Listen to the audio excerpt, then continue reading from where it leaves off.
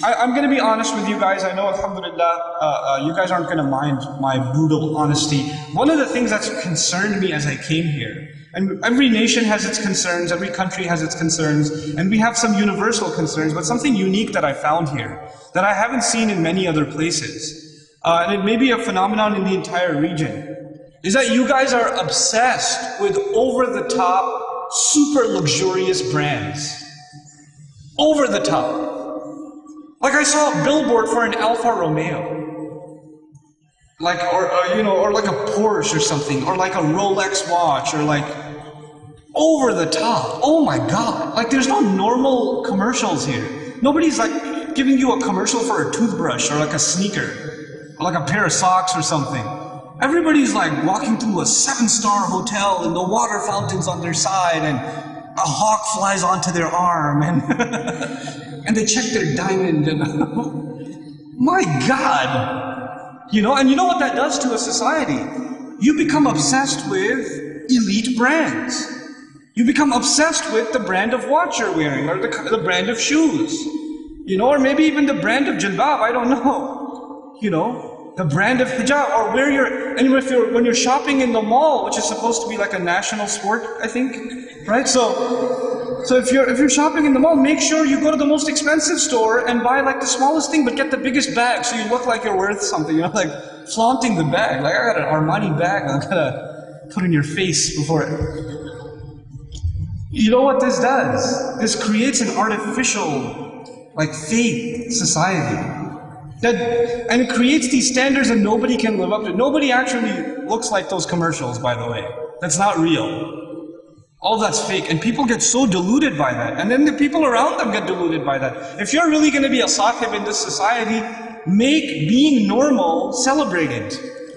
Don't celebrate being over the top and posh and overly, luxurious. Celebrate normalcy. Celebrate being yourself. It's something cool. You don't have to be someone you're not. You don't have to live up to this fake standard of living that really nobody should be, that should be their normal state. It's not sustainable. It's not healthy for you to want that for your life. That's not a goal to live by. And by the way, if that's your goal, like you're always going to be smiling and like checking your brand name watch, and then flipping on the giant screen TV, and overlooking the balcony of this amazing hotel, jump into the swimming pool and all of that. If that's the life you're dreaming about, you're going to live a miserable life.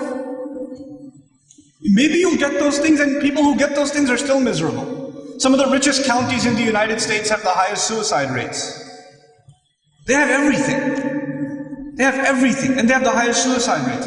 How many like platinum musicians, artists from the United States, Hollywood actors are dying of drug overdoses?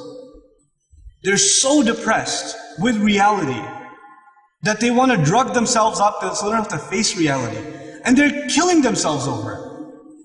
These are not people you want to be like. These are people you want to feel sorry for. You don't want to be like them, It's unfortunate that an entire generation of Muslims all over the world is like going crazy over pathetic, sad cases like Justin Bieber. I feel sorry for the guy, honestly. Honestly, I feel sorry for him. He's a kid. And they've set him up to, they've put this like crazy world around him, and people are like crying and like having spiritual experiences when he walks by and stuff. Like, why? Why? This is part of being sahib, being responsible citizens to your people. Setting a standard for what you should live up to. When you start not being so deluded by fashion, deluded by brands, and so deluded by the next material thing. Oh, I only have an iPhone 4, I can't be your friend. You have an iPhone 5. You can't be like that. Don't stand in line like 300 people outside the Apple store when the iPhone 5S comes out. Don't be one of those people. It's okay. You will be able to, I promise you, oxygen will still be available. You'll still be able to breathe and live your life if you're not the first one to have it.